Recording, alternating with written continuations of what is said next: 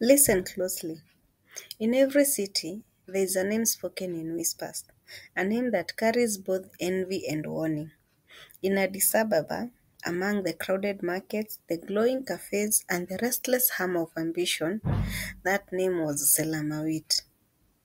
Men sang of her beauty, women measured themselves against her shadow, and yet, behind every jewel, behind every smile, was a game only she could play, until the day the game found its master. Come along. In the highlands of Ethiopia, where Addis Ababa rises with its busy markets, glowing cafes, and the hum of ambition, there lived a woman whose beauty was spoken of in whispers and in songs. Her name? Her name was Selamawit. Her skin was smooth as coffee beans fresh from the roast, her eyes sharp like the edge of a blade, and when she walked, she carried herself like a peacock spreading its feathers. Heads turned, voices fell silent, and men forgot even their own names. But beauty, my people, can be a crown or a weapon, and Selamawit, she knew how to use hers. By day, she strolled the streets of Piazza, where cafes filled the scent of the macchiatos and jazz fluted the hidden bars. By night, she entered the glittering hotels of Addis Ababa, where businessmen, politicians, and merchants gathered. Selamawit never begged, no. She offered smiles like treasures and laughed like honey. She made each man believe he alone was the king of her heart. One man gave her a car, though she could not drive. Another bought her jewels, though she wore them only once. Another one, too eager to impress, built her a house in the hills, a house she never lived in. And when their pockets grew light or their promises too heavy, she vanished like mist, leaving only perfume and a broken dream. They called her the Peacock of Addis, and she wore that name like silk. But pride is a dangerous road. Selamawit believed no man could outwit her. She looked at the world as a marketplace and men as coins waiting to be spent. When whispers spread of her tricks, she only laughed. Let them whisper. A peacock does not bow to chickens. And so she walked taller, brighter, and bolder. One evening, at the Grand Hotel on Ball Road, Selamawit noticed a man unlike the others. He was not adorned in flashy suits. He wore a simple jacket, his watch too plain, his smile calm. Yet his eyes were sharp, like one who sees not just the face, but the mask behind it. He introduced himself as Tesfaye. He listened more than he spoke. He ordered no wine, only black coffee. And when Selamawit flashed her brightest smile, he returned it softly, without falling. This, this was new.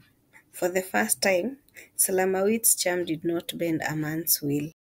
Selamawit decided this Tesfaye would be her next conquest. She wove her stories, her laughter, her feigned tears of hardship. But Tesfaye only nodded. He never reached for his wallet, never promised gifts. Instead, he asked questions. Tell me, Selamawit, when you look in the mirror at night, do you love the woman staring back? And for the first time, she fluttered. Yet pride pushed her forward. She tried again, feigning sickness, inventing death, inventing dreams of opening a boutique. Still, Tesfaye gave nothing. Instead, he told her stories. Stories of men she had fooled, stories of fortune lost, stories that only someone watching closely would know. Salamawit's heart skipped. Who is this man? Oh? One night, beneath the golden lights of the city, Tesfaye leaned closer and whispered, I am not a businessman, Selamawit. I am an investigator. I have followed your trail. The cars, the jewels, the houses. You are clever, my girl.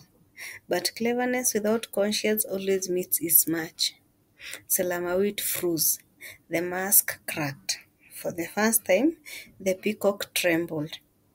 Tesfaye did not arrest her. No, he was wiser than that. He gave her a choice.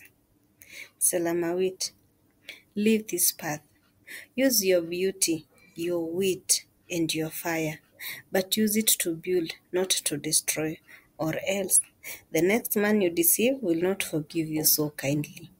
Selamawit, Selamawit walked away that night, her jewels heavy, her pride wounded, and for days, for weeks, she did not appear in Piazza, nor in the hotels. The city burst with questions.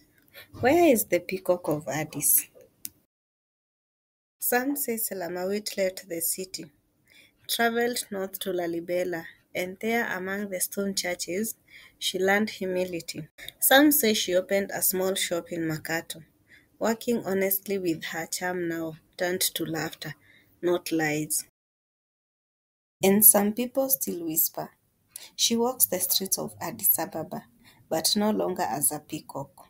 Now she walks as a woman who learned that beauty without honor is a mask, but beauty with wisdom is a crown. And so, the story of Salamawit reminds us beauty without wisdom can be a mask, but beauty with honor becomes a crown. What do you think, my friends? Did she truly change, or does the Peacock of Addis still walk the streets today? Share your thoughts in the comments below. I'd love to hear your take. And if you enjoyed this story, don't forget to subscribe and click on the notification below so you won't miss the next tale waiting just for you. Bye bye.